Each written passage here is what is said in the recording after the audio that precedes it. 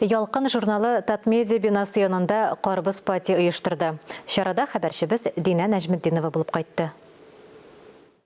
Әлігі шараның үзенчәлігі мұнда бітін кішіні Қарбыз білән қаршы алалар.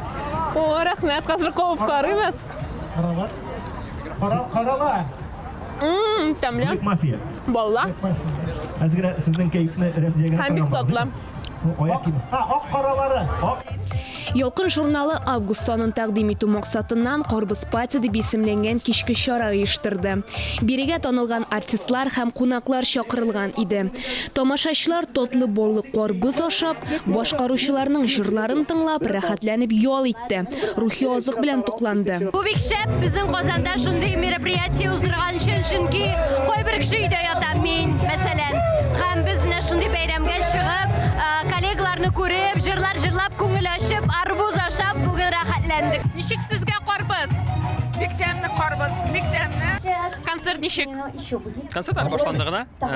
Концерт, ниндейдер ойындар, конкурсларда қатнашып, шулай рәхәтләнеп ял итәбез. Концерт ышыма? Әйе, бер дулкында барсы да җырлар, бийләр бик күңелле. Ялқын журналының шыққан һәр саны инде ул безнең өчен бәйрәм инде, әмма без инде аның чыгуын бөтен кешегә танытырга, белдерергә телибез. Әмма август саны уйладык та кызлар белән үзебезнең коллектив белән ничек иттереп кешеләргә барып җитеп була микән инде. Чөнки җәй айларында күбесе ялларда, күбесе китапларны дөресрәге газетаны укымыйлар, телевизор карамыйлар, социаль эшләргә кермиләр. Һәм менә үзебез аларны да җәлеп итер өчен шундый җиңелчә формат уйлап таптык. Ялқын журналын оқыйсызмы? Оқыйм. Мен беләсезме? Мен кичкеләрдән оқыйм. Ялкынның үзенә интервью биргәндә дә шулай дигән идем. Биредә Ялкын журналы командасы тулы состав белән. Алар үзләрен кыскача «Без ялкынлылар» дип йөртә.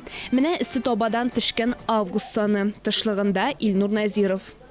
Бу тышлыкта чөнки мин Россия мәктәп укучылар хәрәкәтендә активист һәм шуның аркада мин бу тышлыкка эләктем инде. Журналның эчтәлегенә күз салсак, һәрбер укучының игътибарын җәлеп итә торган файдалы һәм кызыклы язмалар урнаштырылган. Ялкынның даими авторы Ойна Сөләйманова август санына язмаларын табигать һәм мәхәббәт темасына багышлаган. Мин чыннан һәр вакыт язам, нәрсә мине кызыксындыра. Әгәр дә мине чыннан да кызыксындырган фән яктан байыткан тема бар икән, мин әлбәттә аның турында мәкалә язам.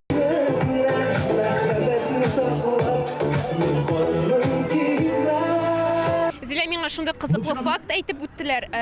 Әлеге шарада 100 килограмм Қарбыз бар дип, бу дөресме? Әлбәттә дөрес, һәм аның 50 килограммы беренче 5 минутта китте. Аша бетерделәр. Бәйрәмнең алып баручысы Айваз Садыров тамашачыга дәрт биреп торды. Бу бик үз вакытында, үз урынында килеп туган формат. Шәй, Қарбызның өлгергән чыры. Әлбәттә инде менә шулай яшьләрне һәм беренче чиратта Ялкынның тугры дусларын бер мәйданга җыеп, алар белән уйнап, җырлап, җәйне уздыру ул бик әйбәт идея. Әлеге шараның тагын бер төп максаты бар – татар телен популярлаштыру. Қарбыз пати герли, ә Кавын пати булачакмы? Кавын патины без инде 2нче елга планга кертергә дип уйлыйм. Бәлки башка редакциялар безнең мисалны алып, әле бу елда үткәреп куйырлар.